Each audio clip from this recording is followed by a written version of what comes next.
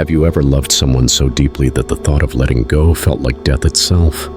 Or held on to someone or something, a relationship, a dream, a version of yourself so intensely that it felt like your entire identity was wrapped around it? What if I told you this? The tighter you cling, the more pain you create. Stick with me, because if you scroll away now, you're not just skipping another video. You're walking past one of the most important psychological truths you'll ever hear. You can let go without giving up, and you can detach while still caring deeply. In fact, mastery of detachment might be the only way to access peace, boundaries, and love that doesn't destroy you. This isn't about becoming numb. It's not about pushing people away or pretending not to feel. It's about balance. And by the end of this video, you'll not only understand the difference between detachment and emotional coldness, you'll be able to embody that difference in your day-to-day life, your healing, and your relationships. Let's dive in. At a glance, detachment and emotional numbness might look the same on the surface. The person who doesn't flinch when they're ghosted. The one who smiles politely through heartbreak. The one who says, "I'm good," even when they're clearly not. But look deeper. In one person, that calm is coming from emotional healing. In the other, it's a symptom of suppression, of raw feelings buried beneath logic like bodies beneath floorboards. Consider this. A monk sits in serene silence, in full presence with the moment, feeling deeply. Next to him, a corporate executive scrolls numbly through emails, unbothered by deadlines, people, or missed calls because he no longer feels anything at all. Both look detached. Only one is truly free. The other is just emotionally disconnected. Have you ever found yourself there? So emotionally exhausted that you mistake numbness for peace? Carl Jung once warned people will do anything, no matter how absurd, to avoid facing their own soul. And sometimes staying emotionally cold is simply a defense against the floodgates of feeling we fear we won't survive. But detachment, healthy detachment, isn't hiding from the flood. It's learning how to swim. Most people mistake healthy detachment for cold-heartedness because they confuse stillness with emptiness. But detachment, when mastered, is the ultimate strength. It doesn't reject emotion, it welcomes it.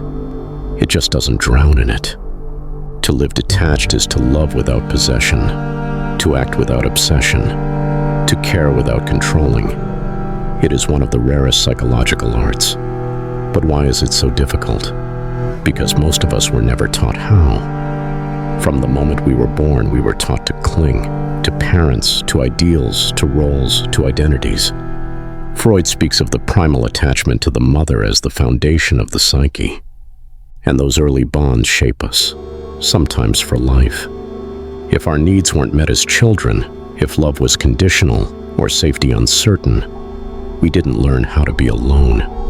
We learned how to beg, chase, perform, and hold on with bleeding hands. So we carry that into adulthood, mistaking love for saving people, mistaking devotion for self-sacrifice, mistaking attachment for loyalty. What Jung would call shadow work begins here, where we start to unravel the ways we confuse control with love and dependence with connection. Now let me ask you this. Are you holding on? Or is what you're holding actually holding you back? Detachment begins when we stop reacting from our wounds and begin responding from our center. Viktor Frankl, a Holocaust survivor and one of the founding fathers of existential psychology, offered this timeless truth. Between stimulus and response, there is a space. In that space is our power to choose our response. In our response lies our growth and our freedom. That space is created by the art of detachment, to elongate your pause, to witness without impulse, to hear your ego scream and still not move. But detachment isn't the end of emotion, it's what allows emotion to transform. When you detach, you don't feel less. In fact, you feel more. But you're no longer a slave to what you feel. You don't act from panic, or chase to soothe abandonment, or grip the people who don't want to stay. You can sit in your own presence and not collapse. Do you know what kind of power that is? That's not coldness, that is wholeness. Erich Fromm, in his book The Art of Loving, says that immature love says, "I love you because I need you." Mature love says, I need you because I love you. But detachment goes one step further. It doesn't need to possess at all. It says, I'll love you whether or not you choose me. I'll care about you even from a distance. I'll root for your peace, even if it's nowhere near mine. Let's clarify this. Detachment is not disconnection. It's not apathy. It's not building walls of steel around your heart.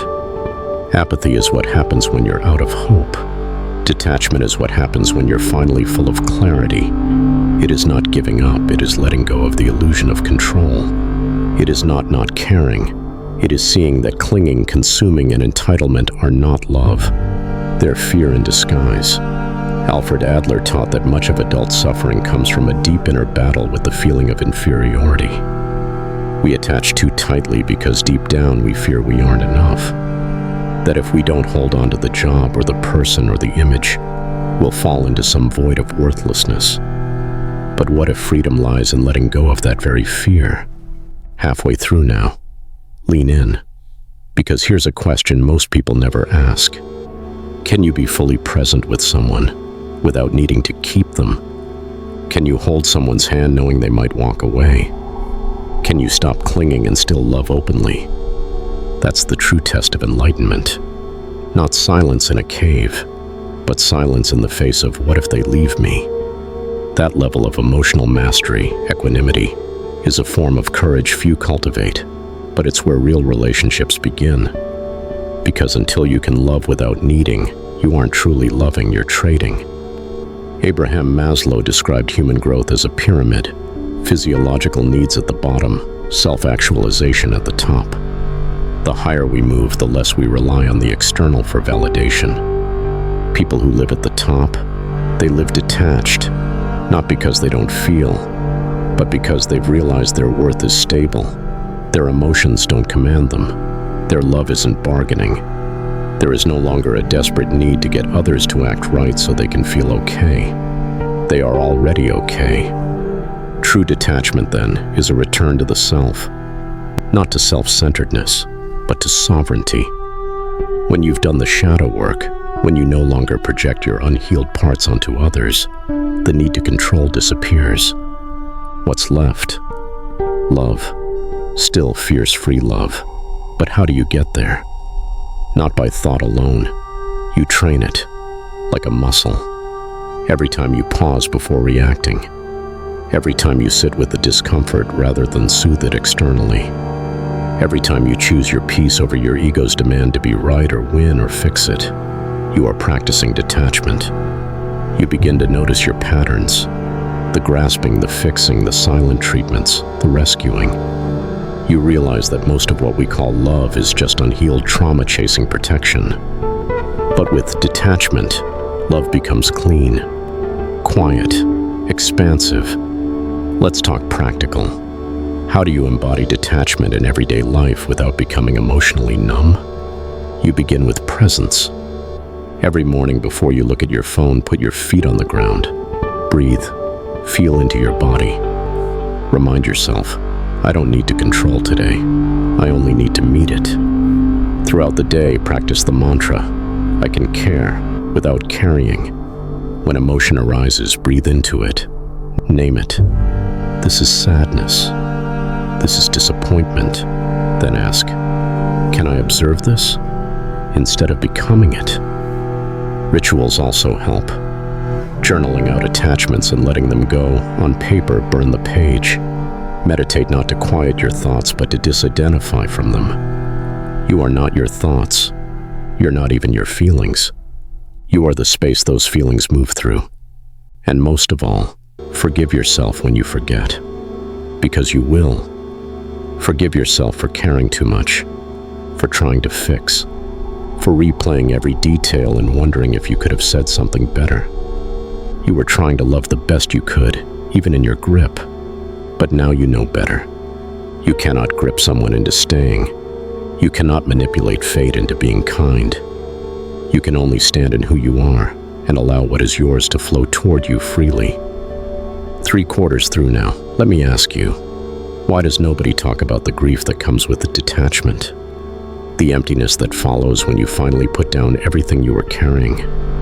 The silence that echoes when you stop fighting things you used to chase. That silence is scary, but it's also the beginning. Because in that silence, you meet yourself again. You stop performing, you stop chasing, you stop managing others' emotions like it's your full-time job. You begin to trust. You begin to rest. You begin to gather yourself piece by powerful piece. This is mastery. As Maslow said, what one can be, one must be. You were never meant to live in constant emotional reactivity. You were never meant to lose yourself in people, in outcomes, in roles.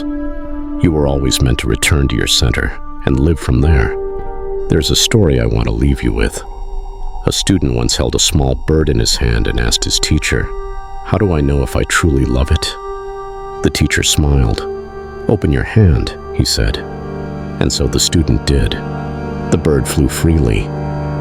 This is true love.